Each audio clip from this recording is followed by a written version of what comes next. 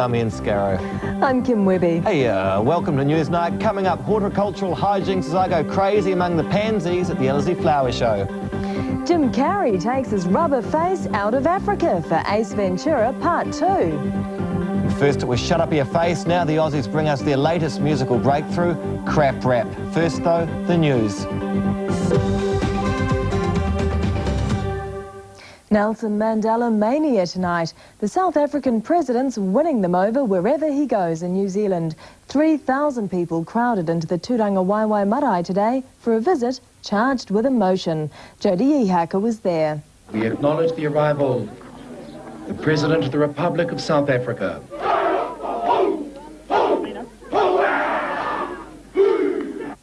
Tēnā koutou, tēnā koutou, katoa. And the crowd was spellbound. Our two countries have much in common. Both have known the pain of conquest, dispossession, and oppression. Finally, the People's President met the People's Queen. Dame Te Atairangi Kahu spent 20 minutes in private with the President. They emerged like old friends. He planted a tree from his homeland in her garden. Then back to what he loves best, mingling with the people. It was a visit that will be remembered for generations. Back in Mr. Mandela's homeland, a nightmare discovery for two mothers. Their babies were swapped at birth. The children they've raised are not their own. Gavin and Robin were born at the same hospital on the same day. Minutes later, the wrong baby was handed to the wrong mother. Every time I looked at him, I sat and sobbed my eyes out for hours on end because he's a victim of circumstance. It's something that happened that nobody asked for. It's been an emotional battle. I mean, it's been 5 years now, and it's been 5 years of hell, I think. The tragic mix-up was not discovered for 2 years, until one mother took a blood test to determine who her child's father was. She was devastated to learn there was no way she was the boy's mother. Both Gavin and Robin, now aged 6, have been told of the mix-up, but for now understand little. Their mothers have gone to court and won $60,000 each in damages, but both agree there is no way they will give up the child they have bonded with. But for now, both mothers attempt to bring the boys together as often as possible as they attempt to come to terms with this heartbreaking mix-up. Across the Tasman, a gruesome grenade blast left 4 women seriously injured. The grenade went off in a Sydney arms factory. Emergency services say the scene looked like a battlefield. This from Channel 9. Workmates dragged the injured women from the assembly line bunker within seconds of the blast. We have a total of 4 patients here. One patient severely injured, blast injury from the explosion of a hand grenade. All are suffering various degrees of injuries. One woman had massive injuries to her chest, legs and arms. The others were peppered with burning fragments. A rescue helicopter flew 2 of the most critically injured to Westmead Hospital. Total chaos, actually. It was more like a battlefield. Because of the explosion, actual physical body parts are actually missing. The women, all in their 40s and 50s, were adding the final parts to standard hand grenades used by the Australian Army. Ironically, it was the last batch to be produced at the St Mary's facility before it closes next year.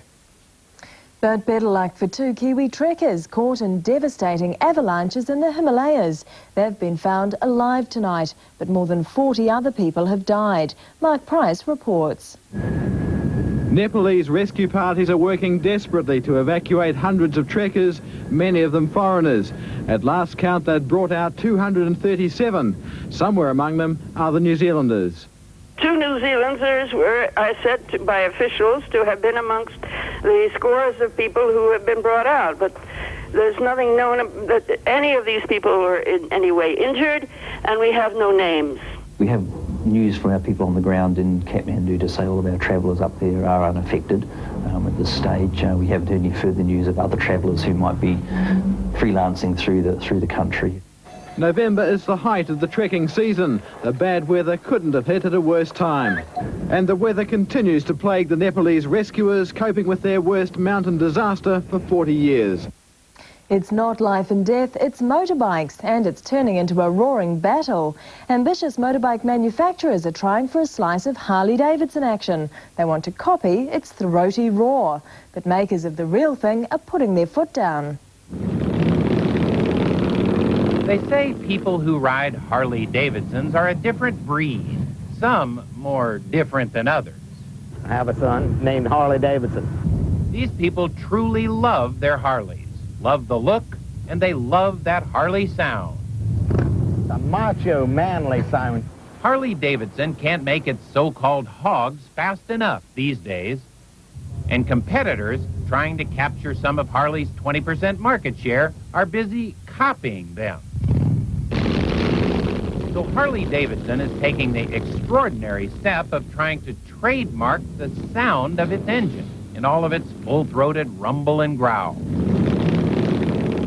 Trademarking a roar has already been done. MGM did it. A Harley-Davidson attorney defined the Harley sound in legal terms. Potato, potato, potato. Listen to these gloves. Harley lovers say trademark or not, they'll never switch. Why ride a slice of bacon when you can be on the whole hog? Not yet roaring, but causing a colourful commotion of her own, Miss Greenie, named for obvious reasons. Less obvious, though, is why this 9-week Danish kitten was born green. She's got experts stumped. They do agree, however, that Miss Greenie's special quality does not come out in the wash. And that's the news. That genuinely is a cute cat story, isn't it? It is a very cute cat story. Very cute sort cat of story. a punk cat story. Yeah, no, very cute. Hey, still to come, a man who speaks very quickly for a living, and Jim Carrey wraps his laughing gear around Ace Ventura 2, The Call of Nature. And my instincts tell me we're getting closer. I can feel it. I can feel it like it's right in my neck! Back to you with Newsnight. Later on tonight, I'll have all the horror and the horticulture of the Isley Flower Show and the new Aussie music release that can safely be described as being quite stink. That's later. Now, here's Kim. Thanks, Marcus. Jim Carrey and his rubber face are worth big bucks in Hollywood, where he's in the running for highest paid actor of all time. He received a cool $20 million US to star in the sequel to his hit Ace Ventura movie, the cunningly titled Ace Ventura 2. The movie sees Carrey in Africa seeking guidance from an ashram, as you do, after failing to save the life of a raccoon. Yes, a raccoon. Africa, the cradle of civilization, the storehouse of nature, or in this case, ground zero. Spectacular! This land holds great beauty. The sequel to Ace Ventura: Pet Detective Ace Ventura When Nature Calls is a follow-up film for Jim Carrey. It's his first appearance since his adventure with the Bat. Bat. What? Bat. And in it, he shows he can be quite the incisive crime fighter himself. And my instincts tell me we're getting closer. I can feel it. I can feel it like it's right in my neck! Jim Carrey says Ace Ventura is his favorite character to play because he's the one that's the most comfortable in his own skin. It's just a huge BS factor that you have to kind of turn on, you know, so he's basically full of it. So it's easy to just, everything you say is basically meaningless. You know, that character more than anything is a complete commitment. Because basically you will, you know, when you go out that far, you can just get chopped. If Carrey was playing it to the hilt on the screen, director Steve Odekirk was playing it that way behind the camera. The screenwriter was drafted to direct the script he wrote literally at the last minute to replace the original director. It was sudden. There was no prep. I had one day, you know, to get acclimated, and it was crazy. I mean, everything was like, get great ideas and get them fast, or you lose. So it was just an energy snowball, you know. But for me, it was a blast. Do I have something in my teeth? And the one rule while shooting was no rules. If you go too far, fix it in post. It was just push the envelope. And then you can sit back when you're watching it with a crowd and the previews and say, oh, okay, maybe that's pushing them over.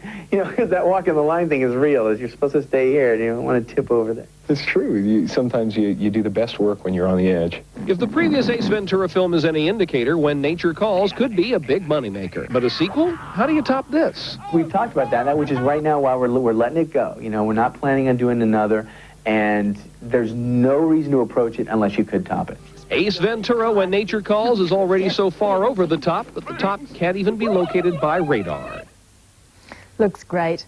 Well, Daryl Robinson has always dreamed of talking fast with an audience hanging on his every word. You see, it's been Daryl's dream to be a race commentator, and for years he practiced the voice and the speed, and now he's got the job. Only it's not horses he's keeping track of, it's man's best friend. Wellington reporter Lotta McVeigh learned the joys of a day at the dog track with Daryl. And racing and stepping out quickly there on the inside there. Now we've got Greg Ellican showing up that wire on the track there as Solway Supreme. Daryl Robinson has finally made it, calling the dogs at Masterton's Solway Park. I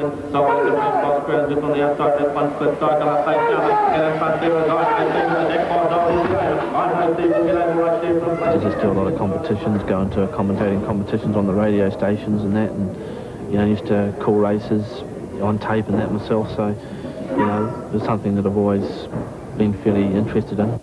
Well, I don't know. This is very close. A powerful Finis Hukanui Storm. Did he get up? My first race was actually a 3-dog distance race, which is actually you start over at the back straight and you come round and do a lap. So it was fairly easy. I had probably time to throw in the weather forecast and a couple of other things, but it was an easy way to break in. And how much of it is stringing your words together in sort of one big long stream? Well, really, I suppose you just got to take a big deep breath and just get it all out, really. And you know, I think the best thing you can do is not have to look down on your book. You should study the field, and you know, because anything can happen in a greyhound race. A dog could fall over or get checked, and that, you know, changes the format of the race. So.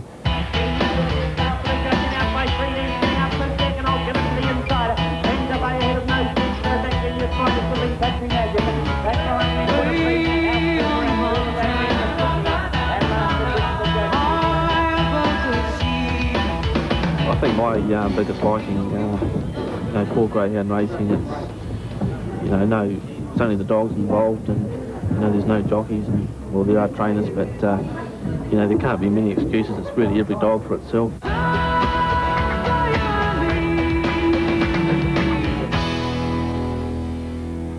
Well, from dogs to those publicity-loving show ponies, here is Paparazzi. The new Bond movie GoldenEye premiered at Radio City in New York last night. Elle Macpherson and her boyfriend Tim Jeffries were on the guest list. Tim ploughed on in, but Elle obliged the shutterbugs. Kathleen Turner was also there, and of course the new James Bond, Pierce Brosnan, and co-star Isabella Scorupco, blinded by a million flashbulbs. Janet Jackson's just scored her 17th gold record with the single Runaway. It sold 4 million copies worldwide in only 1 month, making her the female artist with the most gold records. So, eat your heart out, Madonna. And check this out, O.J. Simpson's ex-girlfriend, Paula Barbieri, braving the Brayson paparazzi. E.T., like how much fun you're having skating, or you can skate then? Would you like to skate? Why don't we just have it? Just a minute. I know, it's really, wow, I'm just relax for a minute. Paula was at an ice skating do when the media feeding frenzy occurred. No, I have no comment. Why did you break up the relationship? I have no comment. Was it because of the pictures? Are you going to go skating? I really have no comment. Paula, why did you come here this evening? Not to be bothered, please. Why did you come here? Do you find it difficult? Okay, so it was pretty crass, but all we can say is why else was she there but to attract attention? It's the price you pay for 15-minute fame, honey. Ain't that the truth? Now, who's she? She's OJ's ex. When did he stop going out with her? Not very long ago. She complained that he was using her for publicity, like selling shots he was of her going out with together and stuff. With her before he allegedly dropped it. Yeah. Oh. And she left? Yeah.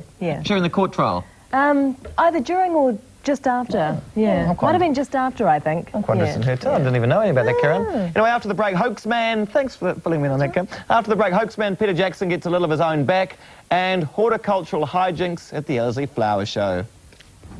Some of the thought, the preparation, and the work that's gone into some of the displays really is quite remarkable.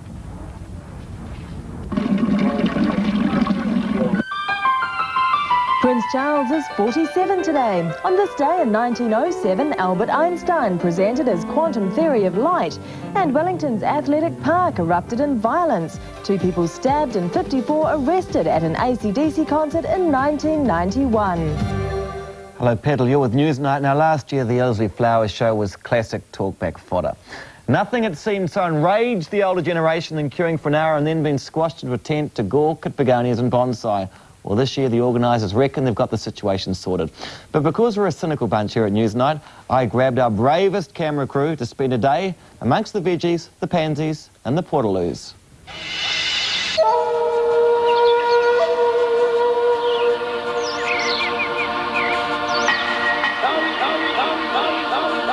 Gardening's all about taming nature. It's all about getting order out of chaos. Well, last year, the flower show failed. Huge crowds, poor organisation, old people having trouble breathing. It was a scene of chaos and despair. How could humans do this to one another? Oh, the humanity, not to mention the ablutions.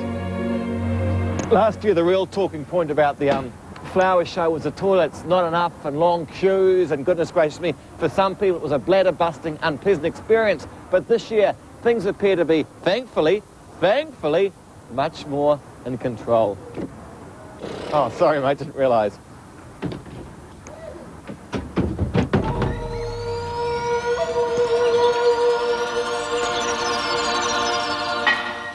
Some leftovers from Choggum, apparently. Some people aren't happy unless they got something to bloody protest about.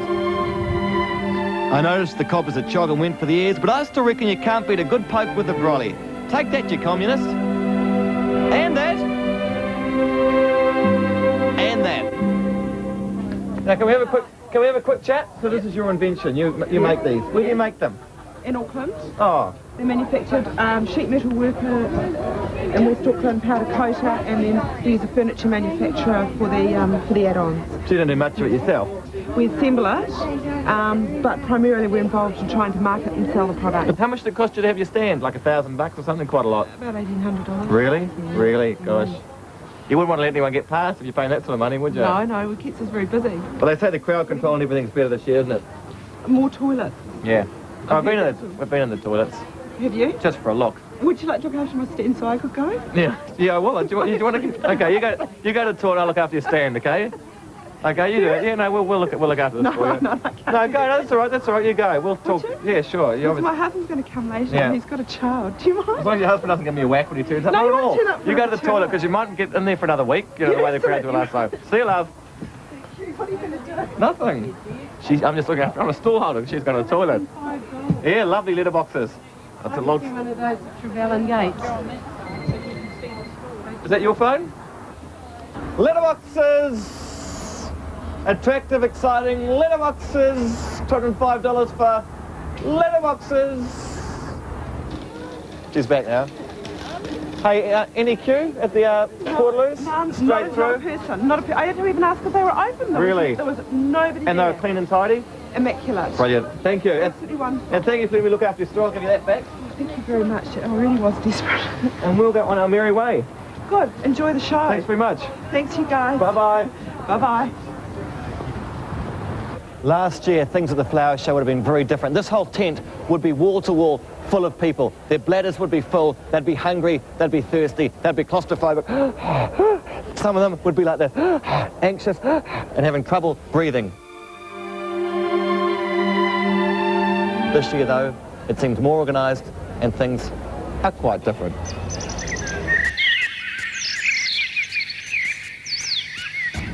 Some of the thought, the preparation and the work that's gone to some of the displays really is quite remarkable. Okay, sure, they make a little bit of mess with the environment, but at least they play rugby like men. You know what I'm saying? Yeah. This, of course, is your more sort of Garden of Eden type garden before modesty got the better of mankind. And, of course, last year, you wouldn't be able to see this lovely naked lady. Last year, we can't breathe because it was so congested. But this year, things appear to be going along real fine. A bit muddy with some of the wheelchairs, but I think as far as the flower shows goes, top effort, bloody good. And in here is for me, one of the highlights of the show. It's a flesh-eating, if you like, carnivorous plant. It's called Audrey, and it's one of the biggest we've ever had in New Zealand. Let's have a look in there, David, see if you can get a bit closer. Go right in. I don't want to go any closer. Yes, it's a long, lonely walk back to the van when your cameraman's been eaten by a carnivorous plant. Gosh, these things are quite heavy. Oh well. Yes, very much a shame about David, but a top show, very good show, and boy did we enjoy the flower show. Great, well worth a visit. And all involved with us as well for TVNZ. Anyway, here's tonight's information garden path.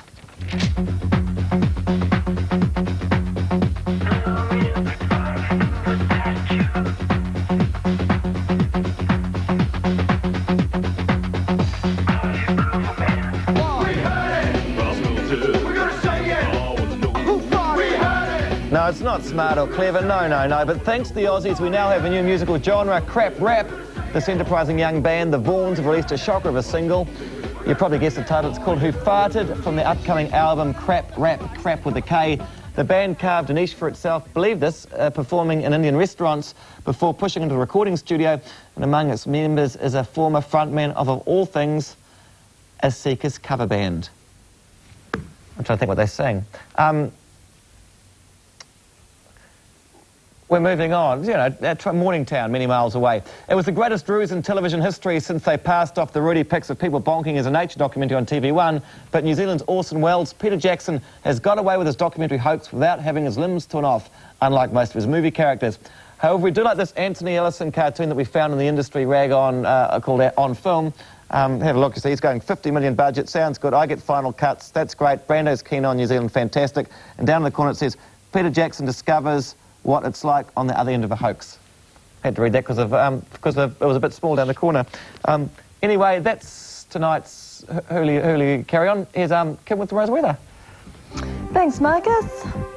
Well, tomorrow it's really going to happen. Sunshine will saturate the country. There's a bit of cloud in the north, but it won't ruin the day. The odd shower keeps the grapes growing in Hawke's Bay. Top of the pops is Masterton and a couple of others, a scorching 20, while Wellington wakes to 17. The south gets a beauty, again, a pocket of cloud in the deep south, but otherwise fine. Queenstown's the place to be, 22 there, while Oamaru on 16. It's only the place to be if you like hot places. If you like cold places, somewhere else would be the place to be, wouldn't it? Who doesn't like hot places, well, I've met some people that don't like hot places. Hey, we're on tomorrow. Seals, penguins. Seals. On tomorrow's show, suddenly they're everywhere. Showgirls and strippers have become a Hollywood hot property. We take a look behind the scenes at the real showgirl clubs.